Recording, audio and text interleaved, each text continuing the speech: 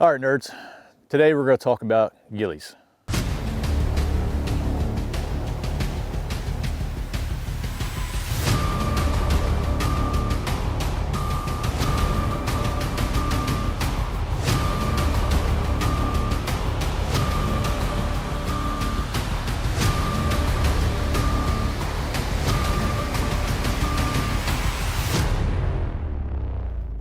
This is not a full ghillie. This is what you would consider a viper hood or a cobra hood due to the back length. We'll talk about the types here in a second.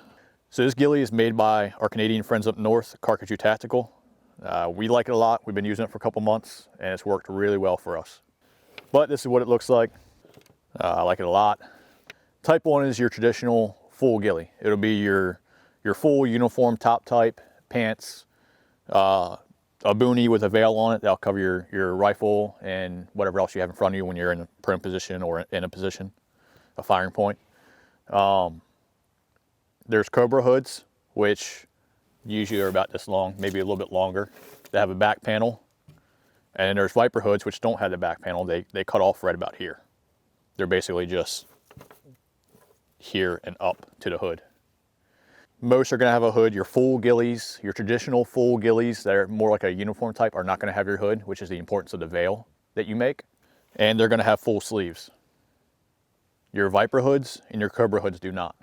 Your full ghillie is literally going to have a front to it too, although it's not going to look like this. It'll just be smooth.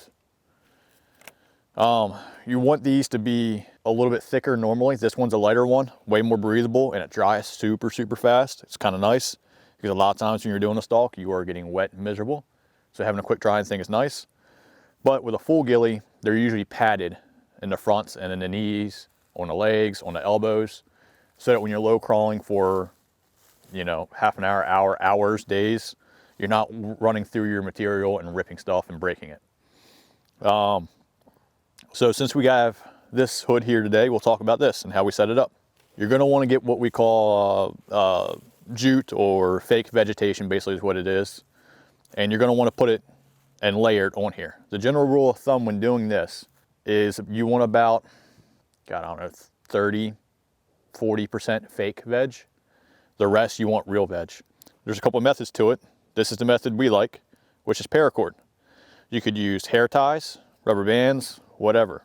But paracord is, I think, the easier and more longer lasting, and it doesn't really get lost either. It doesn't really come off too easily. Whenever you're selecting how you're going to build this out, you're going to want to take your environment and time of year in mind. So like here, we have 4 seasons, 4 definite seasons, and right now we're in winter. So there is literally no vegetation anywhere on the trees. So this would be a little harder to use right now, but if you just throw some leaves on it once you're in a prone, you're not going to see you anyway. You almost don't even need a hood currently. But once we get into spring, summer, and fall, this would be fitting to the environment here. So we got a little bit of green, a little bit of tan. We have plenty of tie-ins for paracord for real veg. That's something you want to be mindful of. You want plenty of tie-ins. You never know how sketchy your stalk's going to be, how available you are to being seen, where you're going to want that extra veg in those extra places. So having plenty of these tied in beforehand is really the way to go. When you're tying this stuff in, any of your fake veg or your paracord, you're going to want to do a little bit of a girth hitch knot. So like you literally just pass a bite of your veg through, open up the center and stick the tail through and pull down. How you're going to want to place this knot, the round portion of the knot, see how you got an open side and you got a round side? That round side you want down towards the way it's going to lay. That way it doesn't get pulled open or rolled open when you're crawling or you're catching brush or whatever. Kind of the same thing with your paracord. Same knot, same method.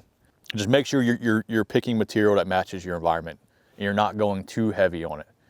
Your hoods are going to mostly be more, I'd say, baggy on you and breathable. You could even take this and use it as a, like say you're working in a two-man team. We just did this at the WPW competition. I took my veil off and used it as a rifle cover for my teammate for the stalk. Just laid it up over the rifle, vegged it up, and it worked. They're very useful, very multi-purpose. Once you get all this stuff on it, your fake veg and your tie downs, you're gonna have to weather it. You're gonna have to ghillie wash it. In sniper school, this is a miserable thing to do, but it's a fun thing to do. And it's usually a 2-hour smoke session, hour-long smoke session, however it might be. And you're just wearing your ghillie, doing low crawls, getting through swamps, and doing various fun exercises during it. However, outside the military, guess what? You don't have to experience that. So how I like to do it is I like to get a bucket and get some shovels of dirt in it. And then I'll put some water in it, make it real muddy and soupy. And then I'll throw the whole ghillie in it with everything I've added to it and run it around and mush it around a whole lot. I'll let it sit in there for a little bit, go through, do it again, pull it out.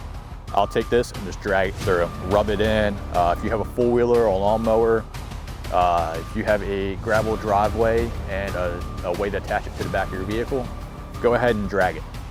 Just find a way to really put it through its paces, get some wear on it. All this stuff right here is very, very bright, especially this tan stuff. You need to get some dirt in it, some mud in it. But this stuff right here is really your main word. This stuff is very bushy and bright when it's not weathered. Make sure you do a ghillie wash, a good ghillie wash. You might have to do it multiple times. After you're done your ghillie wash, let it dry, shake it out. Get all that dust and crap out once it's dry.